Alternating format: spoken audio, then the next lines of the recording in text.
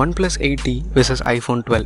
இந்த டாபிக் கொஞ்சம் கேட்க வியர்டாக இருக்க வாய்ப்பு இருக்குது. ஏன்னா ரெண்டு ஃபோன்ஸோட ப்ரைஸ்க்கு ரொம்ப டிஃப்ரென்ஸ் இருக்குது. பட் ஸ்பெசிஃபிகேஷன்ஸ் வைஸில் ரொம்பவே சிமிலராக இருக்குது. ஸோ இதோட ஒரு கம்பேரிசன் தான் நம்ம இப்போ பார்க்க போகிறோம். ஸோ வாங்க பார்க்கலாம்.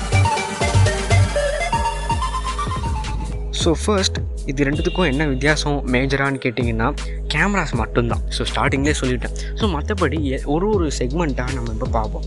ஃபர்ஸ்ட் வந்து பெர்ஃபார்மன்ஸ்லேருந்தே பார்ப்போம்.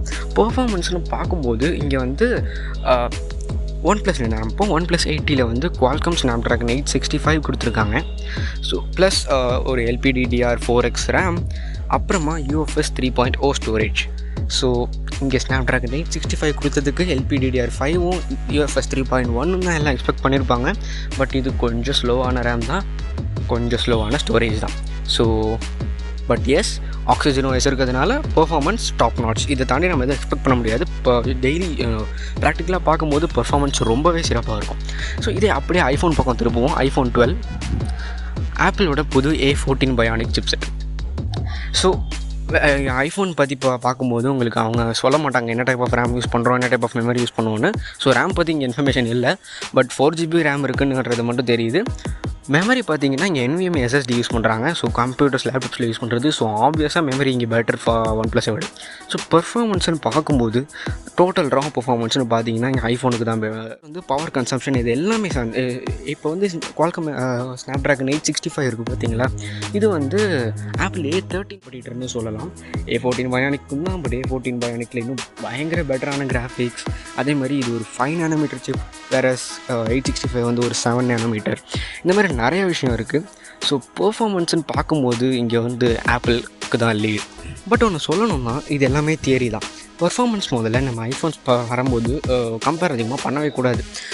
ஏன் அப்படி சொல்கிறேன்னா, ஒரு ரெண்டுமே வேறு பிளாட்ஃபார்ம்.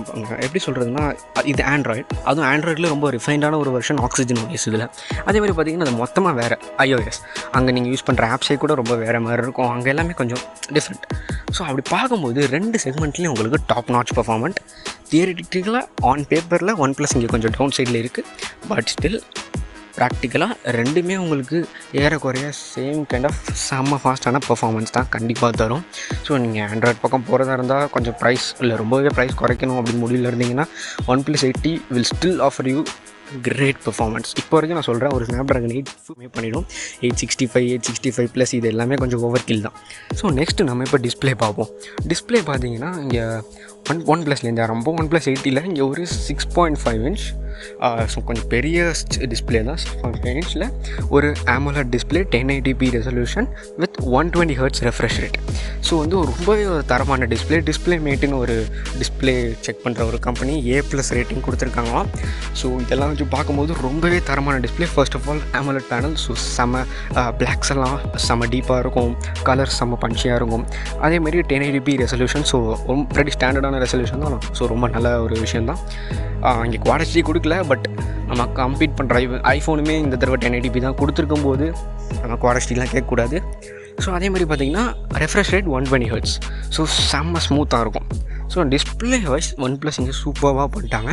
பட் இதே இப்போ ஆப்பிள் பார்ப்போம். iPhone 12 பார்த்தீங்கன்னா ஒரு 6.1 inch. ஸோ கொஞ்சம் சின்ன ஸ்க்ரீன், AMOLED டிஸ்பிளே. ஸோ அதே மாதிரி பயங்கரமான கலர்ஸ், டீப்பான blacks, 1080p resolution. So super. ஏன்னா போன தடவை iPhone 11 வந்து 720p தான் கொடுத்துருந்தாங்க. ஸோ இந்த தடவை 1080p கொடுத்தது ரொம்பவே நல்ல விஷயம். பட் OnePlus கம்பேர் பண்ணும்போது அங்கேயும் அதே தான் கொடுத்துருக்காங்க. பட் இங்கே ரெஃப்ரெஷ் ரேட் 60 Hz. ஸோ OnePlusல 120 Hzக்கான செம்ம ஸ்மூத்தான ஒரு ஸ்க்ரீன் இருக்குது. பட் இங்கே ரொம்பவே ஒரு நார்மலான ஸ்க்ரீன் தான் இருக்குது. பட் நீங்கள் அதெல்லாம் கேர் பண்ண மாட்டேன், எனக்கு ஆப்பிள் போகணுன்னு ஒரு ஆசை இருக்குது அப்படின்னு சில ரீசன் சொன்னீங்கன்னா போகலாம். பட் ஆன் பேப்பர் பார்க்கும்போது, ப்ராக்டிக்கலாகவும் பார்க்கும்போது OnePlus தான் இங்கே பெட்டர். ஸோ இங்கே வந்து நான் ஆப்பிளுக்கு ஒரு பாயிண்ட் மேக் பண்ண ட்ரை பண்ணுறேன். ஸோ A14 பயானிக் நான் முன்னாடியே சொன்ன மாதிரி இந்த காலத்து அப்ளிகேஷன்ஸை ரன் பண்ணுறதுக்கு அது ரொம்பவே ஒரு ஓவர் கில், ரொம்பவே ஒரு பயங்கரமான ஃபார் ஹெட். அதாவது இன்னும் 2 வருஷத்துக்கு அந்த சிப்செட் இன்னும் 2 வருஷம் கழிச்சு விட்டால் கூட சூப்பராக இருக்குன்ற மாதிரி ஒரு ஃப்ளாக்ஷிப் சிப்செட் அது. ஸோ அவ்வளோ பவர் இந்த டைம் இந்த காலகட்டத்துக்கு தேவையில்லாத பட்ஜெட்டில் A13 பயானிக்கே கொடுத்துருக்கலாம். பட் ஸ்டில் அவங்க கொடுக்கணும்னு நினச்சது நல்ல விஷயம். ஸோ இந்த மாதிரி சில விஷயத்தை ஏற்றதுக்கு பதிலாக டிஸ்பிளே இந்த மாதிரி 120 Hz எதுவும் கொடுத்தாங்கன்னா கொஞ்சம் காம்படிட்டிவாக இருக்கும். ஏன்னா யோசிச்சு பார்த்தீங்கன்னா இப்போ 80,000 rupees அப்படியே 40,000 rupees கம்மி பண்ணுங்கள் OnePlus 80, அது அப்படியே இன்னும் பெட்டரான டிஸ்பிளே தராங்க. ஸோ ஓகே, இதை நான் சொல்ல நினச்ச பாயிண்ட்டு. ஸோ டிஸ்பிளேக்கு அப்புறம் கேமராஸ், இங்கே தான் வந்து ஐஃபோனுக்கு ஒரு ஹியூஜ் லீப். இப்போ வந்து கேமராஸோட ஸ்பெசிஃபிகேஷன்ஸ்லேயே நான் ரொம்ப OnePlus 8Tயில் வந்து ஒரு 48 MP primary Sony IMX586 camera. So டீசெண்டான ஒரு லென்ஸ் தான். அப்படி சொல்கிறது, ஒரு 2 வருஷம் பழைய சென்சார், பட் இவங்க நல்லா ஆப்டிமைஸ் பண்ணியிருக்காங்க with optical image stabilisation. So அதுக்கப்புறம் ஒரு 16 MP ultra wide angle. So அதுவும் ஒரு நல்ல விஷயம் தான். அதுக்கப்புறம் பார்த்தீங்கன்னா ஒரு 5 MP மேக்ரோ, 2 MP டெப்த். இது ரெண்டும் தேவையில்லாத சென்சார், அப்படியே அதை மறந்துடுங்க. ஸோ இது ஐஃபோனுக்கு அப்புறமா ஐஃபோனை பார்ப்போம். iPhone 12 பார்த்தீங்கன்னா ஒரு 12 MP பிரைமரி சென்சார், ஒரு 12 MP அல்ட்ரா வைட் சென்சார். ஏன்னா அங்கே 48ன்னு சொல்லிட்டு இங்கே 12 தான் சொல்கிறேன்னு பார்த்தீங்கன்னா, இங்கே உள்ள 12 MPயோட சென்சார் சைஸ் பார்த்தீங்கன்னா OnePlusோட 48 MPயோட சென்சார் சைஸை விட செம்ம பெருசு. ஸோ இவ்வளோ பெரிய சென்சார் வச்சுக்கிட்டு எடுக்கிற ஃபோட்டோலாம் வேறு லெவலில் வரும். ஸோ அதை பற்றி எந்த டவுட்டுமே இல்லை. ஸோ இங்கே டேரெக்டாக பார்ப்போம்னா இப்போ வந்து கிளியராக உங்களுக்கு எக்ஸ்பிளைன் பண்ணிடுறேன். ஸோ சிம்பிளாக உங்களுக்கு புரிய வைக்கணும்னா, இந்த 48 MP சென்சார் வந்து 48 MPக்கு பிக்சர் எடுத்து அதில் 4 பிக்சலை ஒன்றா சேர்த்து ஒரு பெரிய பிக்சலாக மாற்றி அதை ஒரு 12 MP இமேஜாக நல்லா காட்டும். ஸோ இதுவே ரொம்ப நல்லா தான் இருக்கும். பட் ஆப்பிளோட இந்த 12 MP சென்சார் அவங்க ரொம்பவே நல்லா பண்ணியிருப்பாங்க. அதுவும் இல்லாமல் ஆப்பிளோட ப்ராசஸிங் பவர், அதாவது அவங்களோட HDR கேப்பபிலிட்டிஸ் இதெல்லாம் பார்க்கும்போது பேசிக்காக iPhone 12 தான் இங்கே வின்னர். இன்னொன்று கேமரா கன்சிஸ்டன்சி இருக்கும். இப்போ வந்து OnePlusல நீங்கள் வந்து இப்போ மெயின் சென்சாரில் ஃபோட்டோ எடுக்கிறீங்க, அப்படியே வைட் ஆங்கிள் ஸ்விட்ச் பண்ணும்போது அந்த கலர் டிஃப்ரென்ஸ் ஒரு மாதிரி தெரியும். பட் ஐஃபோன்ஸில் அப்படி இருக்காது. நீங்கள் எந்த லென்ஸ் ஸ்விட்ச் பண்ணாலும் அந்த கலர் டெம்பரேச்சராக இருக்கட்டும், கிளாரிட்டியாக இருக்கட்டும், எல்லாமே ரொம்பவே சிமிலராக அப்படியே ஸ்மூத்தான ஒரு ட்ரான்சிஷன்லேயே இருக்கும். ஸோ இங்கே பேசிக்காக கேமராஸ் வந்து இங்கே iPhone 12 தான் லீடு. பட் அந்த கொடுக்குற எக்ஸ்ட்ரா 40,000க்கு இந்த கேமராஸ் வருதான்னு கேட்டிங்கன்னா அது நீங்கள் தான் டிசைட் பண்ணணும். ஏன்னா என்ன கேட்டிங்கன்னா இங்கே வந்து 40,000 ருபீஸ் டிஃப்ரென்ஸுக்கு ஓகே OnePlus கொடுக்குற கேமரா வந்து ரொம்ப ஒன்றும் மோசம் இல்லை, இன்னுமே அது கொஞ்சம் நல்ல ஒரு கேமரா தான் அப்படின்ற மாதிரி எனக்கு தோணுது. ஸோ உங்கள் பட்ஜெட்டுக்கு ஏற்ற மாதிரி எது சென்சிபிளான ஆப்ஷன்னு நீங்கள் தான் டிசைட் பண்ணிக்க. So next battery and charging செக்ஷனில் பார்த்தீங்கன்னா இந்த OnePlusல வந்து ஒரு 4500 mAh பேட்டரி இருக்குது. இது ஆக்சுவலாக 2250 mAh பேட்டரிஸ். இது எதுக்குன்னா அல்ட்ரா ஃபாஸ்ட் சார்ஜிங் எந்த பிரச்சனையும் இல்லாமல் சப்போர்ட் ஆகணுன்றதுனால. Yes, you heard it right. OnePlus 8Tயில் 65 வாட்க்கான சார்ஜர் இருக்குது. ஸோ 1/2 hour தான் மேக்ஸிமம். செம்ம ஃபாஸ்ட்டாக சார்ஜ் ஆகி முடிச்சிடும். பேட்ரி லைஃபும் ரொம்பவே நல்லாயிருக்கும். கண்டிப்பாக ஒரு நாள் பக்கம் வந்துடும். இதே ஐஃபோன் சைடில் பார்த்தோம்னா அவங்க பேட்ரி ஸ்பெசிஃபிகேஷன்ஸை வெளியே விடலை. பட் நம்ம பசங்க கண்டுபிடிச்சிட்டாங்க. ஸோ கண்டுபிடிச்சது என்னென்னா 2800 mAh தான். பட் ஐஃபோனுக்கு 2800 mAh போதும். பிகாஸ் அவங்களோட புது A14 Bionic ஒரு 5 nanometer சிப்செட். ஸோ பேசிக்காகவே அது சார்ஜ் ரொம்பவே கம்மியாக தான் எடுக்கும். அதையும் தாண்டி iOS வந்து ரொம்ப நல்லா ஆப்டிமைஸ் ஆன ஒரு OS. ஸோ இதெல்லாம் வச்சு பார்க்கும்போது அவங்க ப்ராமிஸ் பண்ணுறதையும் வச்சு பார்க்கும்போது கண்டிப்பாக ஒன் டே தாங்கிடும். ஆனால் சார்ஜிங் பார்த்தீங்கன்னா பாக்ஸில் சார்ஜரே இல்லை.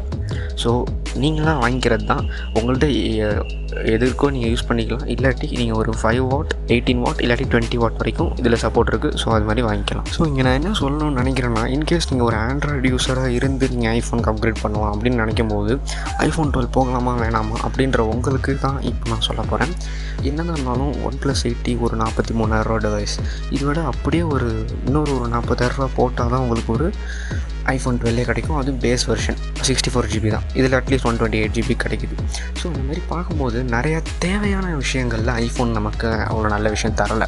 ஸோ இதில் வந்து நீங்கள் OnePlus சூஸ் பண்ணணும் அப்படின்னு நான் ஏன் சொல்கிறேன்னா, அந்த 40,000 எக்ஸ்ட்ரா ப்ரைஸுக்கு அதில் என்ன இருக்குது ஐஃபோனில் கொஞ்சம் எக்ஸ்ட்ரா பவர்ஃபுல்லான ஒரு ப்ராசஸர் இருக்குது. பட் அந்த எக்ஸ்ட்ரா பவர் நமக்கு தேவையே இல்லை. ஏன்னா இதில் உள்ள 865 அவ்வளோ பவர்ஃபுல். இன்னும் ஒரு பல வருஷத்துக்கு இன்னும் இது ரொம்பவே ஃபாஸ்ட்டாக இருக்கக்கூடிய ஒரு சிப்செட். ஸோ ஏற்கனவே ஃபாஸ்ட்டாக உள்ளதை விட இன்னும் ஃபாஸ்ட்டாக உள்ளதை வச்சு நமக்கு யூஸே இல்லை. ஸோ ஃபர்ஸ்ட் அது. ரெண்டாவது OnePlus 8Tயில் இன்னும் பெட்டரான டிஸ்பிளே இருக்குது. ஒரு ஃபோனில் நம்ம ரொம்ப நேரம் டைம் ஸ்பெண்ட் பண்ணுறதே அந்த டிஸ்பிளேனால தான். ஸோ அந்த டிஸ்பிளே நல்லா இருக்கணுமா இல்லையா?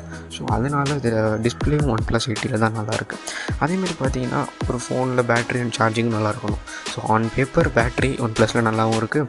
இன்கேஸ் நீங்கள் அப்படி அடிச்சுன்னு அந்த பேட்டரி நல்லா காலி பண்ணுற அளவுக்கு மாற்றிட்டிங்கன்னா அப்போ கூட சும்மா 1/2 மணி நேரத்தில் தூக்கி விடுற மாதிரி ஒரு 65 வாட் சார்ஜரும் இருக்குது. ஸோ இந்த மாதிரி நமக்கு தேவையான விஷயங்களில் மட்டும் ஃபோக்கஸ் பண்ணி கிளியராக பண்ணியிருக்காங்க OnePlus 8T. ஸோ ஒரு ஆண்ட்ராய்டு யூஸராக நீங்கள் iPhone 12க்கு போகணுமா இல்லை OnePlus 8Tயை வாங்கிடலாமான்னு கேட்டிங்கன்னா நான் OnePlus 8Tயை தான் சொல்லுவேன். இன்னும் நிறைய ஃபோன்ஸ் இருக்குது. பட் ஸ்டில் சொல்லுவேன், இது ரெண்டையும் கம்பேர் பண்ணும்போது இதுக்கு தான் என் ஹேண்ட். ஏன்னா பட் ஸ்டில் iPhone 12ல் கொஞ்சம் எக்ஸ்ட்ரா பர்க்ஸ் இருக்குது தான். என்னென்னா இந்த கேமரா பார்த்தீங்கன்னா ரொம்ப ரிலையபிளான கேமரானா ஒன்றுமே இல்லை. நீங்கள் உங்கள் ஃபோனை வெளில எடுத்துட்டு ஃபோட்டோ எடுக்கிறீங்க, அவ்வளோதான். ஃபோனை வெளில எடுத்து அந்த பட்டன் அமுத்துறீங்க. ஆனால் அதுவாக அந்த அவ்வளோ வேகமாக பண்ணுற அந்த ப்ராசஸ்லேயே அது எடுக்கிற ஃபோட்டோ அவ்வளோ பயங்கரமாக வரும். இதே ஒரு Android phone, typical Android phone அப்படி கிடையாது. நீங்கள் கொஞ்சம் நேரம் வச்சு ஃபோக்கஸ் பண்ணி இதெல்லாம் பண்ணிவிட்டு பண்ணால் தான் அவ்வளோ நல்ல ஷாட் வரும். ஸோ இந்த மாதிரி சில பல விஷயங்கள் ஐஃபோனில் இருக்குது. ஸோ நீங்கள் ஸ்பெண்ட் பண்ணுறதுக்கு ரெடியாக இருந்தீங்கன்னா அதில் தப்பு இல்லை, போகலாம். பட் இன்கேஸ் நீங்கள் ஸ்விட்ச் பண்ணணும், ஆனால் 40,000 அதிகமாக தெரியுது அப்படின்ற மாதிரி ஒரு ஃபீலிங்கில் இருந்தீங்கன்னா OnePlusக்கே போகலாம், அதான் நான் சொல்லுவேன். பட் இன்கேஸ் நீங்கள் ஒரு எக்ஸிஸ்டிங் ஐஃபோன் யூஸராக இருந்தீங்கன்னா இது உங்களுக்கு ஒரு அப்கிரேட்.